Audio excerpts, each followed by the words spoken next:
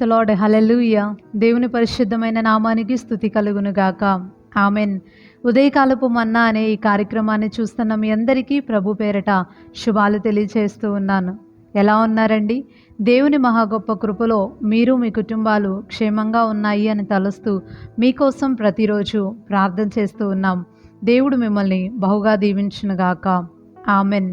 పరిశుద్ధ గ్రంథంలో నుంచి ఒక వాక్య భాగాన్ని మనం ధ్యానం చేసుకుందాం.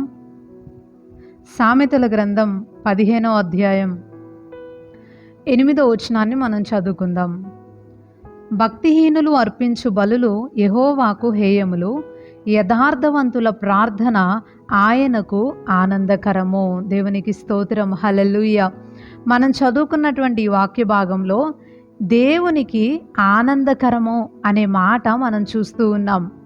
సహజంగా మనుషులకి ఆనందాన్ని కలిగించేదేదో తెలుసుకొని అట్టి రీతిలో ప్రవర్తించటానికి ప్రస్తుత పరిస్థితుల్లో ప్రతి ఒక్కరూ కూడా ఇష్టపడుతూ ఉన్నారు. ముఖ్యంగా కుటుంబంలో ఉన్న వ్యక్తుల కోసం, ఇష్టపడినటువంటి వారి కోసం, సమాజం కోసం చాలామంది ఇలానే చేస్తూ ఉన్నారు.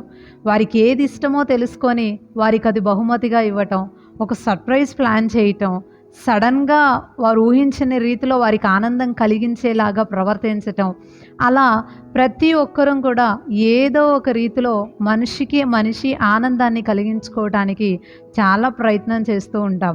అయితే మనం చదువుకున్నటువంటి ఈ వచ్చిన భాగంలో ఏమనుంది అంటే, దేవునికి మనం చేసేది ఒకటి ఆనందకరమట. ఏంటది అంటే ప్రార్థన. ఎవరి ప్రార్థన? అందరి ప్రార్థన అంటే కానే కాదండి. యథార్థవంతుల యొక్క ప్రార్థన అంటే దేవునికి చాలా ఇష్టమట. దేవునికి స్తోత్రం. హల్లెలూయా. యథార్థవంతులు చేసే ప్రార్థన. సహజంగా దేవుణ్ణి నమ్ముకున్నటువంటి బిడ్డలందరూ కూడా ప్రార్థన చేస్తూ ఉంటారు. కొంతమందికి అరగంట, కొంతమందికి గంట, కొంతమందికి కొన్ని గంటల సమయం, రోజులు ప్రార్థన చేసే మంచి అలవాట్లు కలిగి ఉంటారు. మంచిదే. క్రైస్తవులమనే మనం ప్రార్థించేవారిగా ఉండాలి. కేవలం అవసరాల నిమిత్తం మాత్రమే ప్రభువు దగ్గర మోకరించేవారిగా కాకుండా మనము ప్రతి విషయాన్ని బట్టి, ప్రజలను బట్టి, జరుగుతున్నటువంటి పరిస్థితులను బట్టి, ప్రపంచం కోసం, మన దేశం కోసం, మన ప్రజల కోసం నిత్యము భారముతో ఆత్మల కొరకు కూడా ప్రార్థించేవారిగా మనం ఉండాలి. అలాంటి ప్రార్థనా పరులని దేవుడు అనేక మందిని మన ప్రజలలో లేపునుగాక అని నిండు మనసుతో కోరుకుంటూ ఉన్నాను. అయితే అందరూ చేసేటటువంటి ప్రార్థన దేవునికి ఆనందాన్ని కలిగిస్తుందా అంటే లేనే లేదు. ఈ వాక్య ప్రకారం ఎవరి ప్రార్థనను బట్టి దేవుడు ఆనందపడతాడు అంటే యథార్థవంతులుగా ఉండి చేసేటటువంటి వారి ప్రార్థనని బట్టే దేవుడు ఆనందపడుతూ ఉంటాడు. అందరూ ప్రార్థించవచ్చు, అందరూ ప్రభు సన్నిధిలోనికి రావచ్చు, కొంతమందికి దేవుడు సహాయం కూడా చేయొచ్చు. కానీ అది తాత్కాలికంగా జరిగిపోతూ ఉంటుందే తప్ప దేవునిని ఆనందపరిచేదిగా ఉండదు.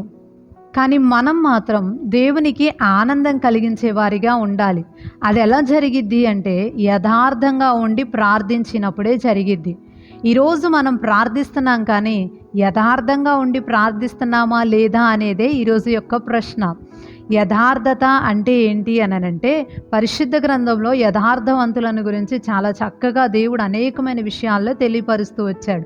దేవుడు ఒక మనిషి నుంచి ఏం కోరుకుంటాడు అంటే యథార్థతనే కోరుకుంటాడు. ఆ యథార్థత ఏంటి అనంటే మన మాట అవునంటే అవును, కాదంటే కాదు అన్నట్టుగా ఉండాలి అని కోరుకుంటాడు.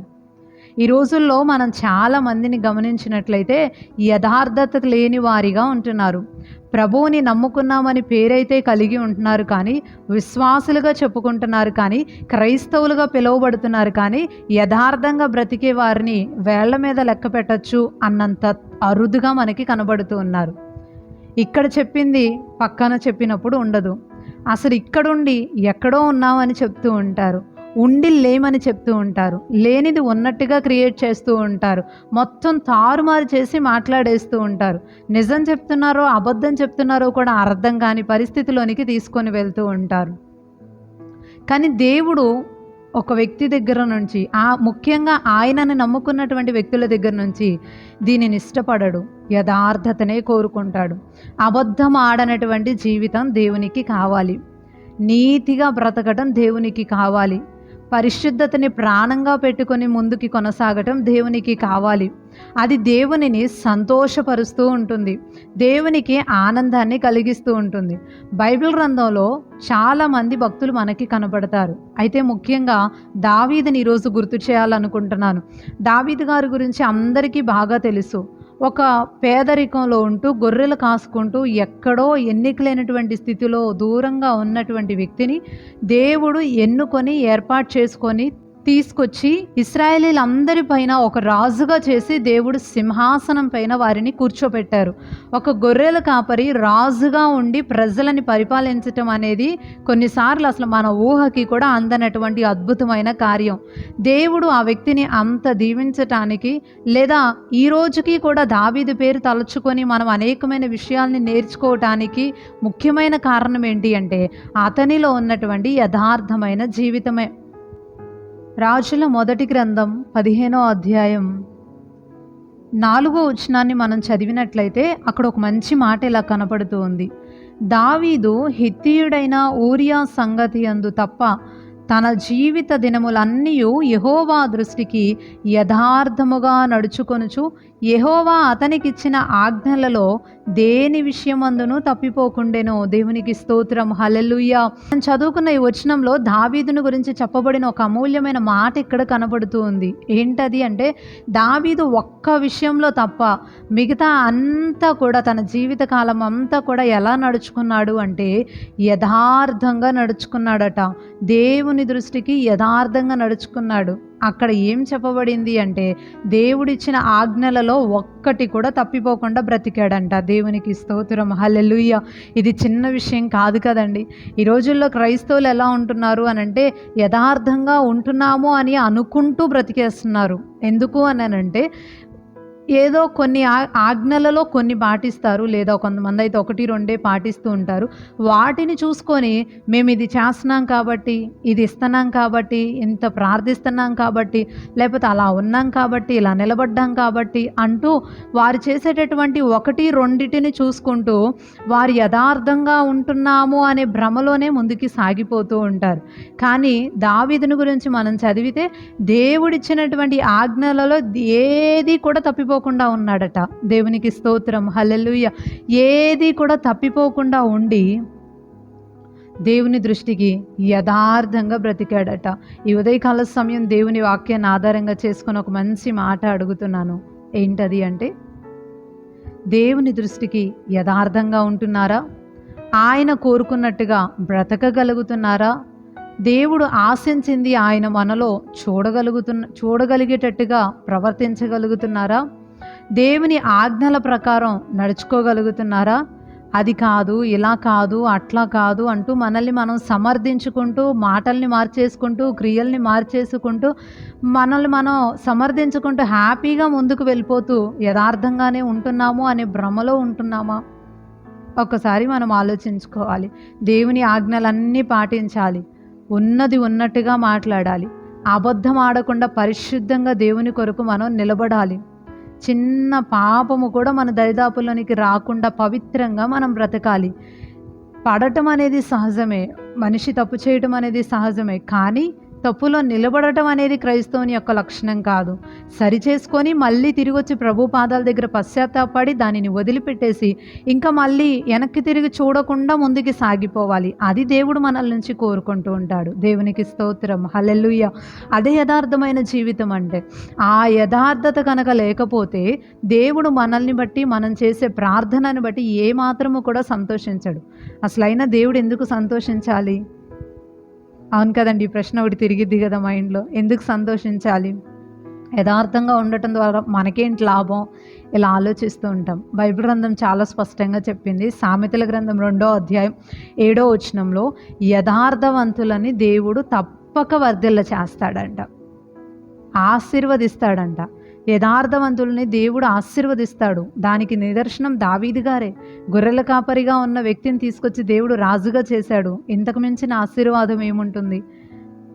అతనిని ఈరోజు అనేక మంది ప్రజలకి ఒక మంచి ఇన్స్పిరేషన్గా ఉంచాడు దేవుడు, ఒక మాదిరిగా ఉంచాడు దేవుడు. ఇంక అంతకు మించిన ఆశీర్వాదం ఏముంటుంది? వర్ధిల్లాడు, కొదువ లేకుండా బ్రతికాడు, సమస్తం కలిగి ఉన్నాడు. అన్ని విషయాల్లో దీవెనకరంగా ఉన్నాడు. ఇది ఉంది అది లేదు అనకుండా కొదువలేని బ్రతుకు బ్రతికాడు. అంతగా ఎందుకు దీవించబడ్డాడంటే యథార్థత. మనం కూడా మన జీవితంలో యథార్థంగా ఉంటే దేవుడు మనల్ని బట్టి ఆనందిస్తాడు. అలాగే రెండవదిగా మనల్ని దేవుడు వర్ధిల్ల చేస్తాడు. ప్రతి విషయంలో తోడుంటాడు, సహాయం చేస్తాడు. ఆయన ఆనందపడితే ఇక మన ఆశీర్వాదాలకు కొదువే ఉంటుంది చెప్పండి. సో తప్పకుండా యథార్థంగా బ్రతకండి. మనం ఉండలేకపోవచ్చు, కానీ ప్రభు యొక్క సహాయం తీసుకున్నప్పుడు తప్పకుండా మనం పరిశుద్ధంగా యథార్థంగా జీవితం అంతా జీవించగలుగుతాం. దేవుని సహాయంతో ముందుకు వెళ్ళండి. తప్పకుండా దేవుడు మనల్ని వర్ధిల్ల చేస్తాడు. మనల్ని బట్టి ఆనందపడుతూ మన ప్రార్థనలకి తగిన సమయంలో దేవుడు జవాబునిస్తూ ముందుకు తీసుకువెళ్తాడు. దేవుడి కొద్ది మాటలు దీవించునుగాక. ఆమెన్. చిన్న ప్రార్థన చేసుకుందాం. పరిశుద్ధుడు అయిన తండ్రి, ప్రేమ కలిగిన ప్రభువా, ఈ మంచి సమయాన్ని బట్టి మిమ్మల్ని స్తుతిస్తూ ఉన్నాం. యథార్థవంతుల ప్రార్థనని బట్టి నువ్వు ఆనందపడే దేవుడు అని, వారిని వర్ధిల్ల చేస్తావని, అలా బ్రతికినటువంటి దావీదుని ఆశీర్వదించావు అని నీ లేఖనాల్లో నుంచి కొన్ని నిమిషాలు మేము ధ్యానించుకున్నామయ్యా. మేము కూడా మీ కొరకు అలా యథార్థంగా బ్రతికే కృపను దయచేయండి. మీరు ఇచ్చిన ఆజ్ఞలను పాటించే వారిగా ఉండాలి. మీరు చెప్పిన రీతిలో మా మాట అవునంటే అవును, కాదంటే కాదు అనేటట్టుగా ఉండాలి. మా జీవితం అంతా కూడా తండ్రి ప్రభువా, ఉన్నది ఉన్నట్టుగా చెప్తూ మీరు చెప్పినట్టుగా చేస్తూ ముందుకు సాగే కృపతో మమ్మల్ని మీరు నింపమని కోరుతూ ఉన్నాం.